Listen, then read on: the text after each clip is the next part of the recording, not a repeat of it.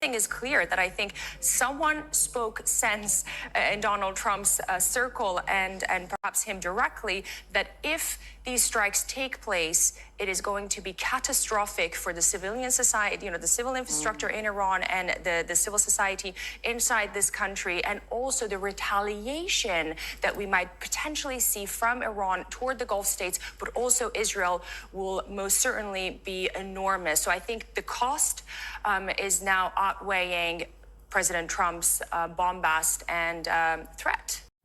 The notion or the idea that someone within the Trump administration have the capacity to actually speak sense, has the intellect to actually construct a sensible statement that will stop Donald Trump of embarking in his rogue war is actually really hilarious.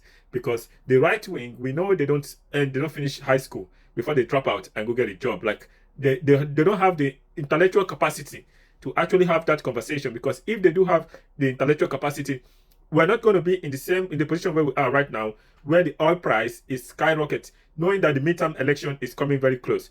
The right wing don't have the intellect to be able to advise the president on what is right in terms of international geopolitical affair, especially in regards to Iran.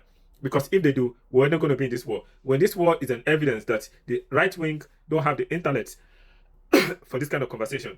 Secondly, the only reason why Trump backed down is because he realized that if he strike Iran, the whole of the Gulf region, if he strike the civilian infrastructure, most Iranians are going to despise him. Yeah, that is number one.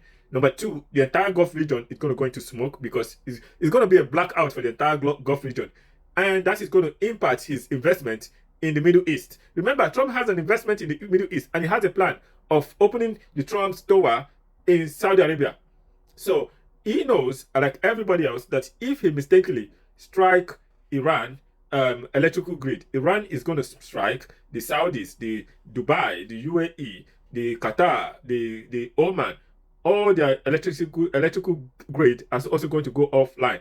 That is why Trump backed down. He didn't back down because anybody within the Republican Party have the mental capacity to actually advise him on what to do. That is right. But let me know what you think of this in the comment section.